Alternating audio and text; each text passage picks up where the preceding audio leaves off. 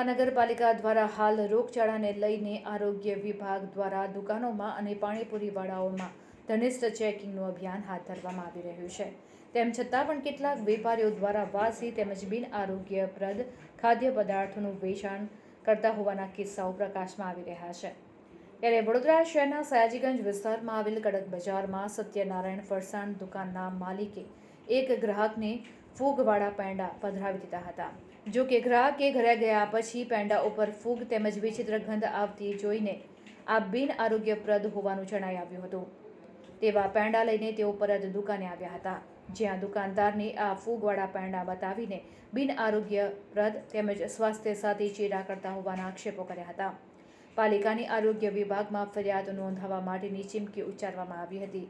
જો કે સત્યનારાયણ ફરસાણમાંથી મોતીચૂરના લાડુ પણ વાસી તેમજ ફૂગવાળા દુકાનમાં રાખેલા નજરે પડ્યા હતા।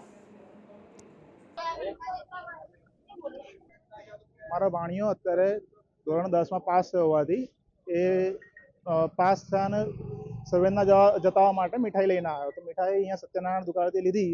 મીઠાઈ અતિશય દુર્ગંધ મારે છે। ઘરે જે લોકોએ ખાધી છે એ લોકોને અત્યારે શું હાલત થઈ હશે એ લોકોને અત્યારે ઘરે જઈએ ત્યારે ખબર પડે। અહીંયા આવતા જોયું તો અહીંયા દરેક વસ્તુ પર ફૂગ લાગેલી છે અને દરેક વસ્તુ બેદરકારીપૂર્વક બનાવી રહ્યા છે અને વાળ ને બાળ બધું ચોટેલું છે અને દુકાનદાર કોઈ ધ્યાન આપતું નથી। દુકાનદારને ફક્ત પૈસા કમાવા છે। તંત્ર દ્વારા આવી જેટલી બી દુકાનો ચાલતી હોય સીલ કરવી જોઈએ।